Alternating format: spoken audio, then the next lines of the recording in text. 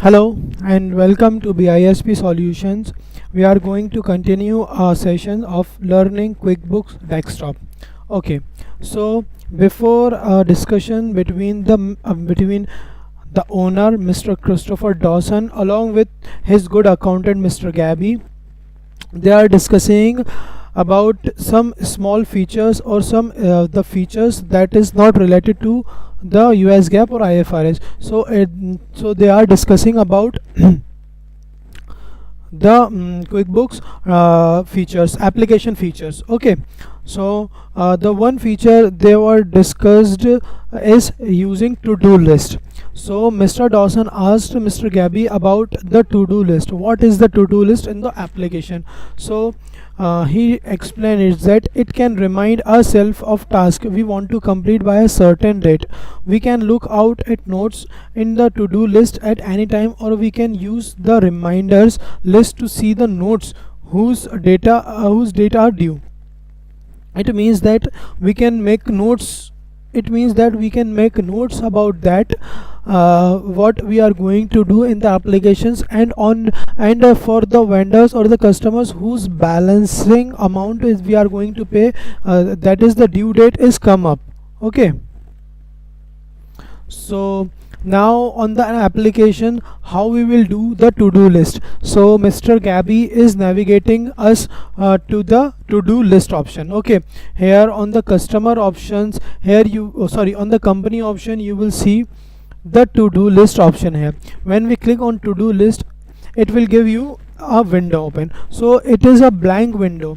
What we will do in this blank window, because we haven't set any to-do list. So suppose we want to do anything, like suppose first we are see this first panel, that is all.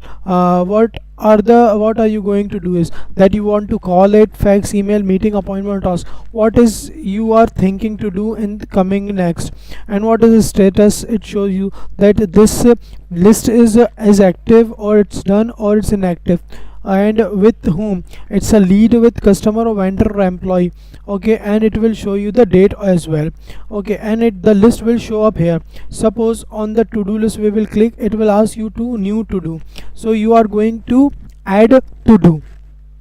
The first is you want to give a task. Priority can be any, that is the task, high, medium or low you want to give. When you give the low, and with whom you want to give, with a customer,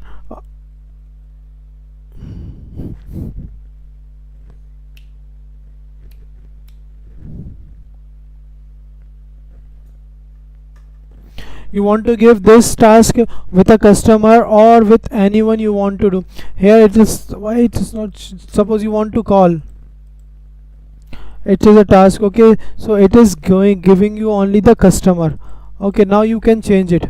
When you click this, you want this task to do with whom.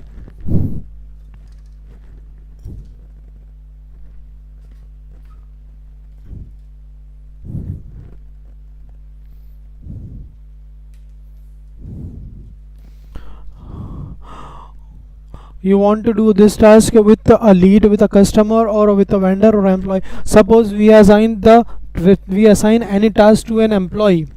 Okay, to an employee about something. Suppose we are just click on customer, we can choose it any customer. Suppose entry cook, the due date is 23 today, but we want to change this 31st, and the time is also to 12 p.m.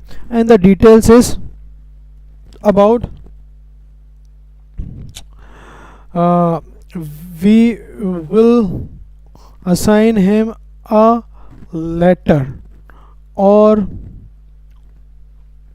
reminder for the amount he is going to pay us.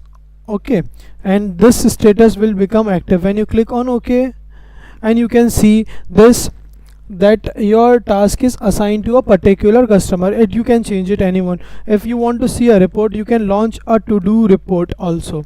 Here you will see the report. Okay, so now if you have done this, suppose this is active, it will show you like this. If it is done, it will removed it. And you want to see the list of inactive, and of course it will not show it because you have already done it. Okay, so it will just remain this all. So this is how the to-do list options will be done here. Okay, so after the to-do list option, Mr. Gabby is asking about the reminder. What is the reminder here? The reminder is here. First, what is the reminder? So Mr. Gabby told him that it is a nice feature of the QuickBook Desktop Pro is that when we open it up, we can have reminders appear to tell us if we have any transactions to complete, such as paying our bills or depositing funds. Or if we don't see the reminder window, we open the QuickBook, then we will able to see this. Okay.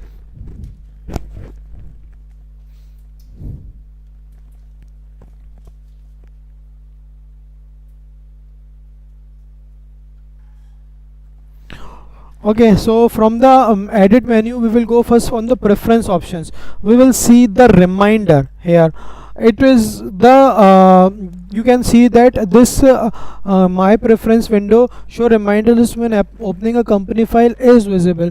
If we want that when we open this company on an in a application, it will show you a reminder. Okay, so when you click on the reminder, it will pop up your reminder windows when you open the company file whenever you want. Okay, so how does this happens? Okay, so this is the reminder can be anything. It will be give you the checkpoints to print, paychecks to print, invoices, credit memos, overdues, etc.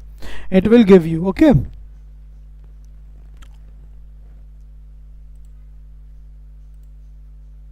oops, we have to click OK.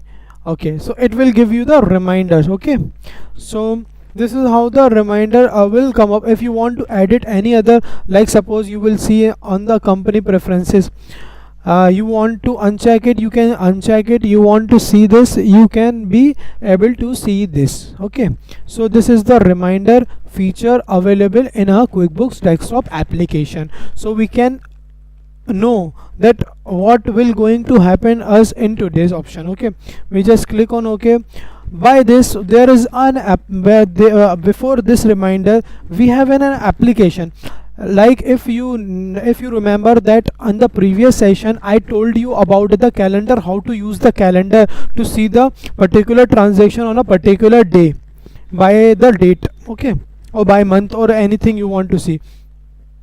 There is an notification that comes here. You will see on the clock logo here, it says that you have 37 reminders. So yes, if we don't enable that window, you will able to see the reminders here by clicking this reminder. And today is 23rd of May 2024, and it will say, it will speaking that we have a business service message and we have to do notes that we have just done it. Okay, and it will show you the sales order print of sell cargo is left, bills to pay. We have some unpaid bills available. We have some overdue invoices that is overdue on that. It means that on the due date we haven't received any payment. So this is also a window of reminders, this notification. So if you haven't enabled, suppose if you are not using a pro version, you will still able to see the notifications from this clock when this clock logo. Okay, that is a view reminders. Okay, so now this is the reminders done. And the next feature is comes how to use the payment reminders. Okay, how we are going to use this payment reminders? Now we are going to use the payment reminder features to email automated payments reminders for customer invoices that are due or overdue by default payment reminders. Okay, by default payment reminders feature is enabled in the company files, and we can send payment reminders. Okay,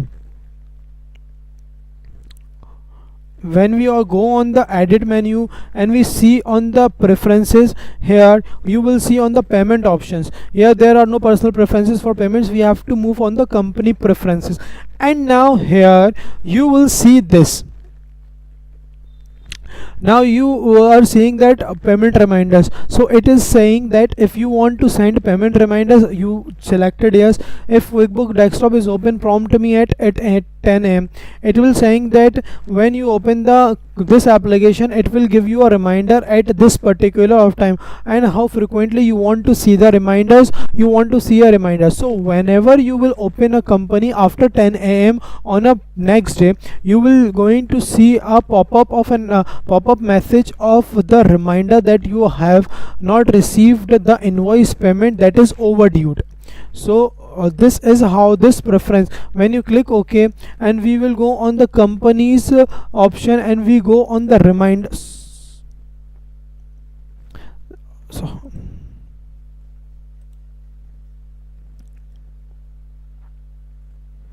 on the customer options, we will go on the payment reminders, and we can see that we have three options available for the payment reminders. What are they? They are review and send payment reminders, scheduled payment reminders, or manage customer groups. So first we are going to scheduled the payment reminders. So from here, if we are using the first time this window, it will come up like this. It says works tax time, chasing payments shouldn't. Chasing payments with your customers can be exhausted with payment reminders. So it is just telling you that don't chase with the customers payment, because you will going to waste a lot of time. You just click on the reminders and set the scheduled reminders, and call on that particular day when you are settling the schedules. So when you click on let's get selected, it will ask you whether you want to give the invoice or new schedule, or you want to give a script. So we have issued and we want to add a new.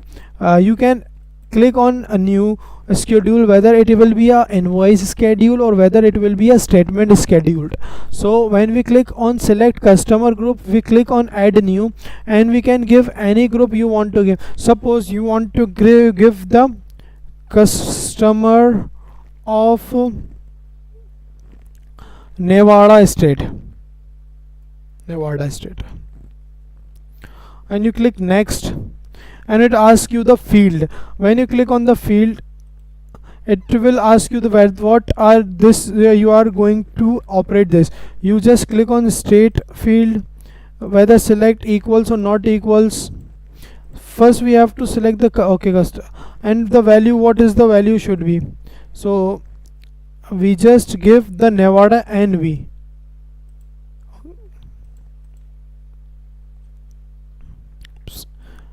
Okay, and we click add, and you can see that the field type is state and operator is equals to Nevada. When we click next, and here you will see that we have 3 Nevada customers that invoice is still overdue. So from here we can add it. So suppose I click on finish, and it will say group customer Nevada state created successfully. Customer will be automatically added or removed based on the fields and values.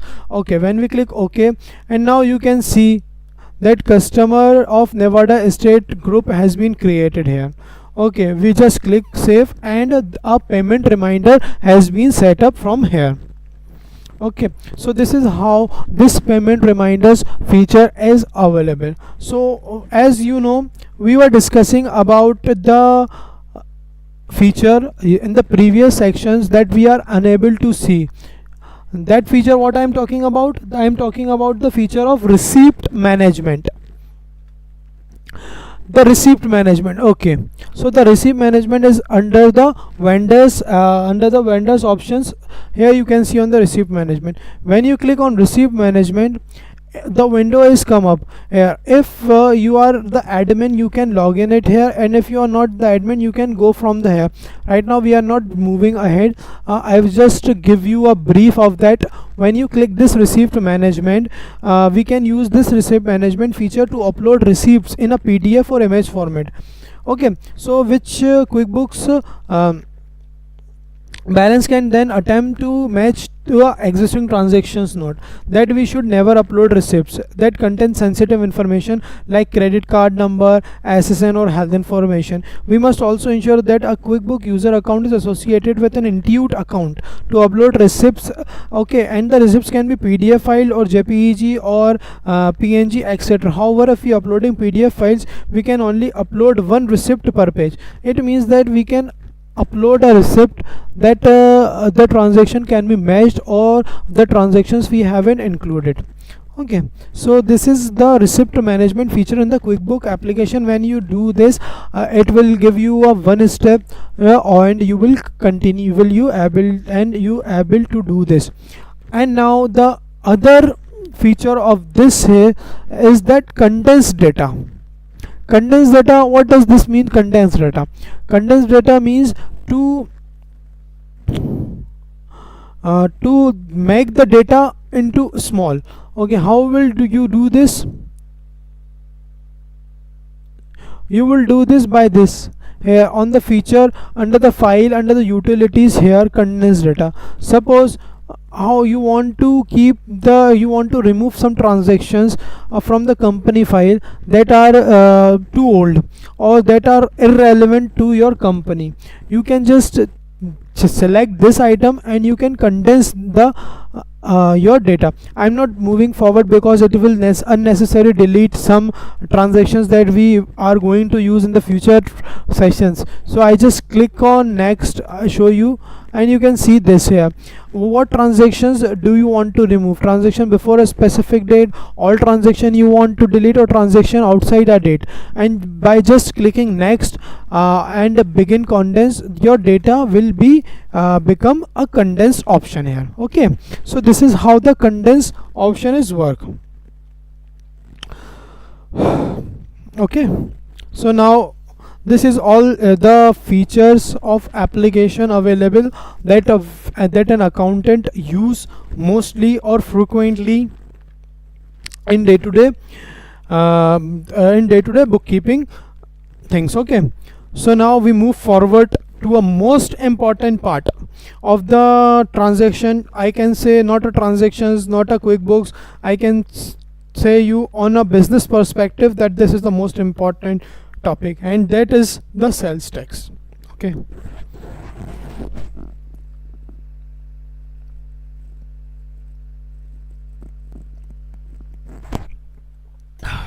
okay, so we are moving on to the sales tax options. So I'm not going to show you any presentation. I will just explain you through the application. Okay, so let's begin this topic. So this topic is big. This topic is certainly takes 2 sessions, or 1.5 sessions. So you have to be very attentive to very attentive for this topic, because if you miss it, you will completely lost in the transaction when I'm recording the transaction. Okay, so here it is. What is sales tax? So when we sell to a customer, the sale price is what we actually earned an income, and the sales tax is the money amount that the customer pays above the sales price. Okay, means that suppose we are selling $100, suppose we are selling to a customer amounting $100, and with that we are getting 8% tax on $100, that is $8.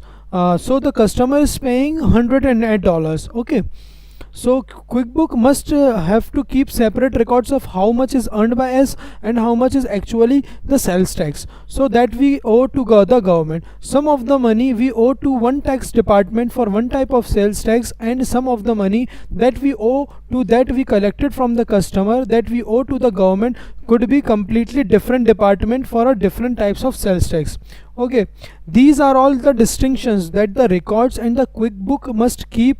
We have to know how much money is owed separately to each different department of government. In order to do that, we have to set up different departments of the sales tax. That is means that suppose we have 2 or more department of sales tax. So the customer is pays to us, okay, but we have to record according to the government. Suppose a customer pay us with $8 of New York sales department, but that $8 of a New York sales tax department for is not there, no, for not sorry, it is not for the New York sales department, it is for the New Jersey sales tax department. So we have to make separate departments, okay. How we will create here? So the question arises, how we will create the tax department in the QuickBook application. So we how so suppose now we are going to put the different tax agencies on the vendor list. The tax agencies are not technically vendors, but they are payees, because we will pay them the tax in the future. So it is convenient for the QuickBook to put some on the vendor list with all other payees. So now let's go ahead and add the two departments of government to the vendor list. So first we are going to add Nevada sales tax department, because a company is registered in the sales tax department, and the next sales tax department we will add is Montana sales tax department, okay. So before that I want to clear you first, okay. Let's go on the vendor list. Suppose okay.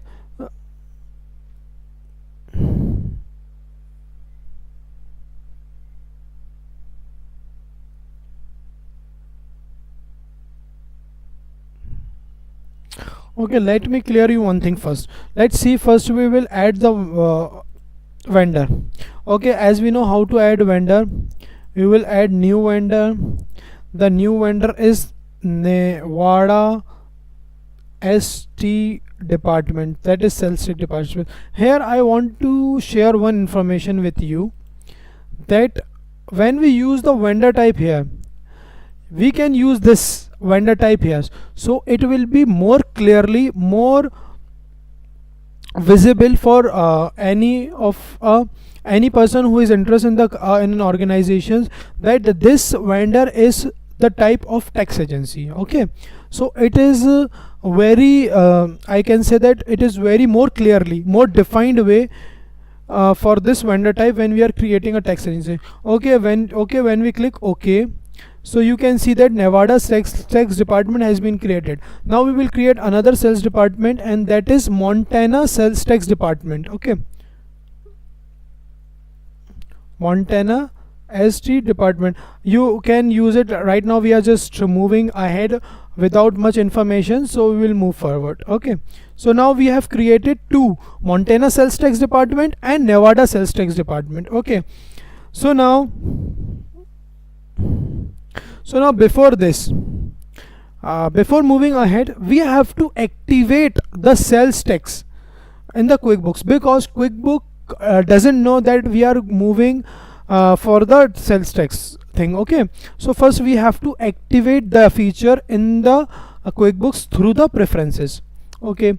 From again on the added option on the preferences, here you will see on the left hand side there is a sales tax come up here, okay. From here you can see no, there is not available for my preferences, because it is available for only the company preferences, because this is a tax pay to the outside the company, so it is always there, for no personal preferences for this. You have to follow the department for the law or for the tax that is available there, or at that time what are the rules and regulations. From the company preferences, it asks you, do you charge sales tax? Of course you say yes, of course you charge. Now you can see that the options are come up here, okay. So now before moving okay, we have to add the sales tax item. Before have to activate this, the word is we have to first it is mandatory to add the sales tax item before activating the sales tax in the QuickBooks. So for that we will activate one sales item, okay, and we click there here, and we can add here, you can see the sales tax item. So now we will give the sales tax item is NV, that is Nevada sales tax, okay. Description is comes up here, we will give the Nevada sales tax. And what are the tax rate we are going to give? We are giving the tax rate to this to 8%. Okay, yes, we have to define the percentage. If we don't define the percentage, the sales tax will take a 0%, and we are collecting a 0% instead of any particular defined tax rate. Okay, so the tax agency, yeah, of course we have created already a vendor, so we have to select what is Nevada sales tax department. Okay, we click on OK, and you can see that NV sales tax, that is Nevada sales tax item is added. We have to add the sales tax item, without that we are unable to move forward. We can click on OK, and now it's open up this window, and it's saying that make all existing customers taxable. You will, yes, we will see later, make all existing non-inventory and inventory parts taxable. We can, yes, okay, we will change it if we want to. This topic we are going to discuss later. Okay, we click on OK, and you can see QuickBooks must close all its open windows to change these preferences. We click on OK, and now we are going to see the changes after the sales window tax window activated. Okay, what are the windows will be activated? So the first is sales tax transactions will be added to the menu. Sales tax report will be added. Sales tax payable added to the chart of accounts. Sales tax fields added to the customer, items, sales receipts and items. So these are the changes has happened when we activated a sales tax window. Okay, I will show you when it is reopen it. It will take few minutes.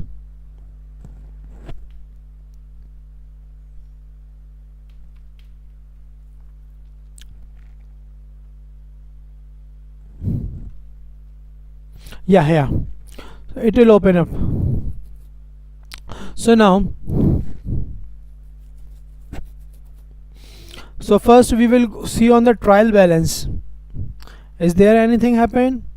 No, because we haven't recorded anything. Okay, on the list you will see the sales tax code list will open up. This window we are going to see a letter. Here you will see on the vendors list, you will see the sales tax window here, and you can see these options are here: manage sales tax, pay sales tax, adjust sales tax due, sales tax liability, sales tax revenue summary, sales tax code. Before moving to sales tax liability, I will take you here, sorry, on a window. Here you see vendors and payables, they are sales tax liability and sales tax revenue is come up here.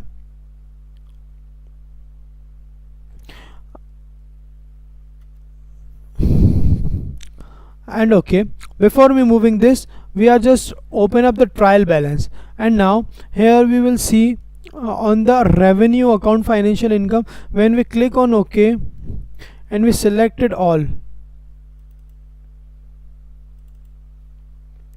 you'll see this letter. Okay, so from the vendors options, on the sales tax, on the sales tax liability, now here you will see that we are not dealing with any sales tax liability, any sales tax window. So all the sales we have just made it is gone to the non-sales taxable sales. Okay, so this is how this report is generated. Here you click on the sales tax liability, non-sales tax liability, it will give you all the details, whether you created the invoice, whether you created the sales receipt, and on the taxable sales you will see there is nothing to be seen. So now what will happen after we record the sales tax? So first, when we go on the customer window, customer center, the sales tax is open up, sales tax code. So now we will just make Gomez and Caro to the Nevada sales tax and Mings and Palma as to a Montana sales tax department. So from the customers window, on the customer center, we click on entry Ferry Mings as a Montana. Here directly you can sales tax, and here you can see the sales tax code and the tax item is visible for the first time. Here the tax code is already become the tax. Here we have to create, okay, for that we have to create one more sales tax item. Okay, as we all know how to create from the list. Again on the chart of accounts, we add a new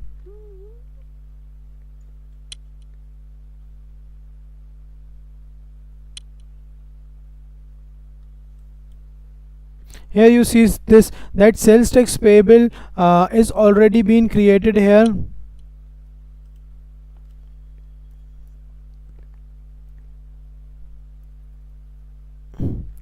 Okay, we will create there. Okay, Ferrimings, we are going to create a Ferriming sales tax. Here you can see the tax code is available. On the tax item you click on new, you choose the sales tax, and you can give the sales tax item. The sales tax item you will give the Montana MN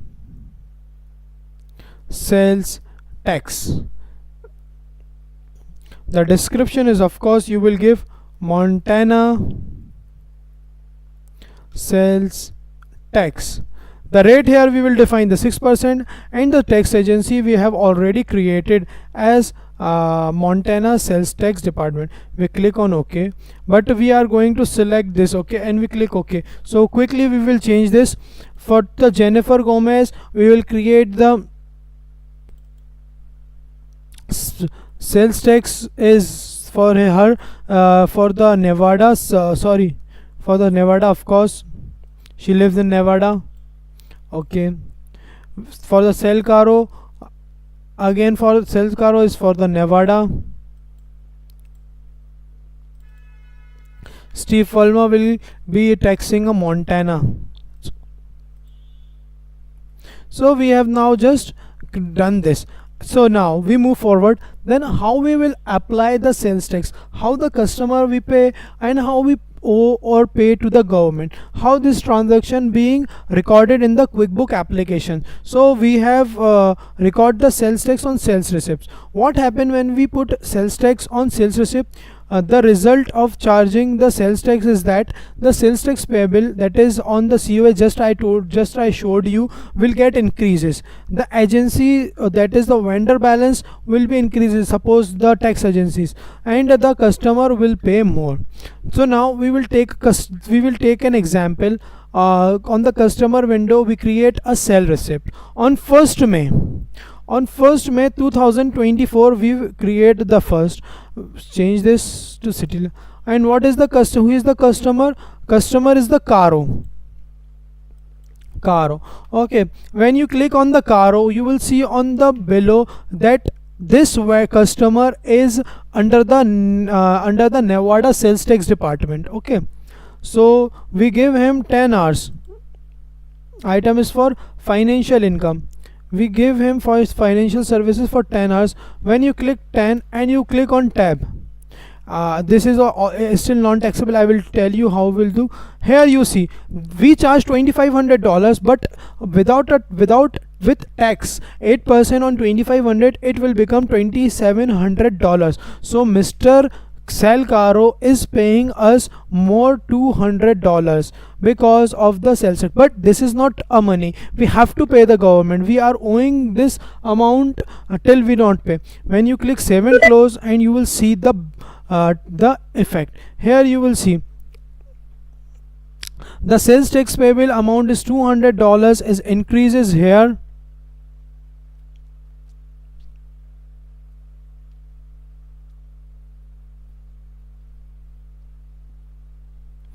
And the accounts payable amount is, of course, accounts payable amount is also increases there. Okay, and the customer, when you double click here, you will see this.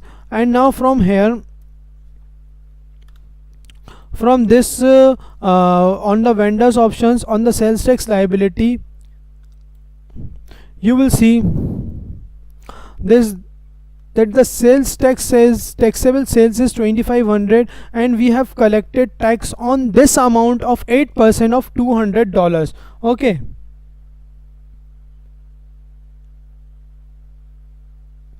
so now, okay, so before moving forward, suppose we are not having, because we are not dependent on the default setting of a QuickBooks desktop, we have to use certain editing at the time of raising the sales receipts or creating invoices. Yes, we can change the default. How we can change the default? It will be like this. Again, we just create a sales receipts on 2nd May. On 2nd May 2024, sales receipts, we should do that for the Gomez. Gomez is of Nevada. Okay, when we create, Nevada is a defaulted setting for her. We did 12 hours. Sorry, for the legal services we did 12 hours. You can see when I click on the tab button, you can see that she's paying. When we change to M and sales tax, you can see the amount is changed to $108. Why? Because we have changed the tax department here. When we click save and close, and you will see that you have changed Jennifer's Gomez tax item for this transactions. Whether this change will reflect in your current transaction, so it is asking whether you want to make the permanent setting. You said no, you don't want. And when you click, what happens? A sales tax accounts payable increased to $308 because of $108 of we collected from the Gomez, Jennifer Gomez. So now we move forward. So now what okay, yeah, from of course from the vendors, from the sales tax, again on the sales tax liability you will see change to all. Here you will see Montana sales tax department is collected the tax of 6% or $108, and it is $200. What happens when we completely change the permanent default settings? Yeah, we can change it. Here how we will change it. Okay, we can change it here.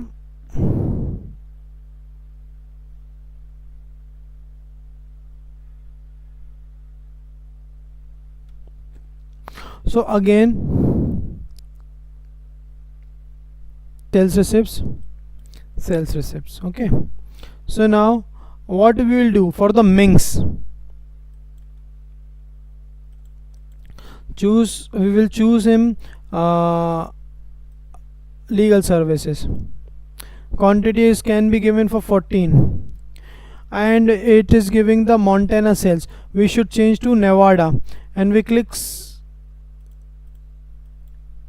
save and close. It will ask it, and you can click it yes, and it will change it. Okay, so it will change frequently.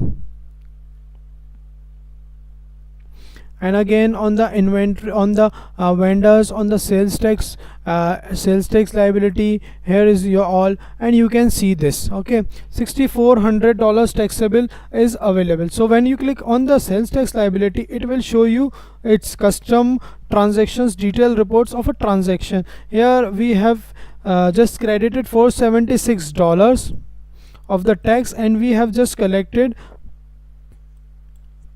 $476 as well. So this is this amount will change, will be matched. Okay, so now we move forward, and now we talk about, can we change the items or customers taxable or non-taxable? Okay, we can use this. Suppose how? Suppose first we go on the list. I told you about the tax or non-tax. Suppose on the list options, on the item list, okay, on the item list, here you can see that we have legal services and financial services. Suppose on the financial services we just put a tag non-taxable, and we click on OK, and for the legal services we change this to taxable, and we click on OK. Okay, what happens when we do this? Let's see what happens when we create a sales receipts, sales Palma. Okay, suppose we take a Palma, and we give financial services of $10. What happens? There is no tax of on financial services, but here if we click on legal services of $8, $10, let's 10 hours again, you will see only the $90 is charged. Just pay attention that we have just created a financial services to non-tax taxable, but it will earn legal services taxable. So when we create the sales receipt, the QuickBook remembers this setting, and it will only charge to the taxable item. When we click save and close, and you will see on the trial balance, and you click on accounts payable here, all sorry, when you click on the sales tax payable, you will see this only the 90 is charged. And when you see on the vendors window on the sales tax liability, you will see that the non-taxable is 2500 for the maintenance and the taxable service is 3300. Why this is? Because we have just created an invoice of non-sales tax department. So this is how on the item list. Suppose what happened when we apply this non-taxable taxable thing to a customer, what happened? Okay, so we will go customer center. Suppose I am just giving the again, let's see Cell Palma again. We will edit Cell Palma, sales tax settings. We imported that non-taxable services and we click OK. So what happened when we just do this? Again on the customer, on the sales receipts, we select Steve Palma. Okay, when we click here on financial services, it show you the only non-taxable. When we click on the legal services, it will also show you that, or it is QuickBooks automatically assign the sales tax code for the customer through this line unless we change it. To assign a different sales tax code, click the drop down in the text column, we can select it, and there it will be a no tax will given to this particular person. Yes, he is on 6%, but we have just created this him on the non-tax. Okay, so we will not record these transactions. Now the next topic will come up of the sales tax code. Okay, suppose in some other countries you are using any other name of the tax code for the sales, so you can add it. Again on the list options, you will click on list and you show sales tax code. There is only two sales code tax code is available, that is the taxable services tax and non-taxable services non. If you want to add a new, here you will click on sales tax code and edit it new or add it and delete.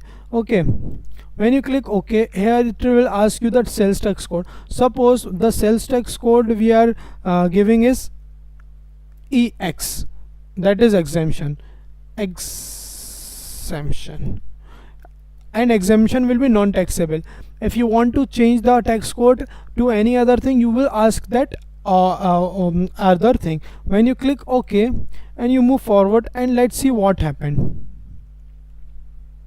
When on the customer, when you create a sales receipts and you click on Mings and you give financial services and you change the exemptions. Okay, sorry, suppose we are go on the customers, on the customer center, we created a Gomez sales tax code, change to Gomez is exemptions. When you click on OK and when you the customer sales receipts here, when you choose Gomez here and you give any item, it will show you the X. The XSX is the exemptions, that is the tax code given to the given to the sales tax option. Okay, so this is how the sales tax and activation, deactivation and recording sales tax has been done. So again I am going to show you the sales tax liability account again. Here it shows that we have collected this tax 198, 368 and 566 is the total balance. Okay, we have just collected this. When you click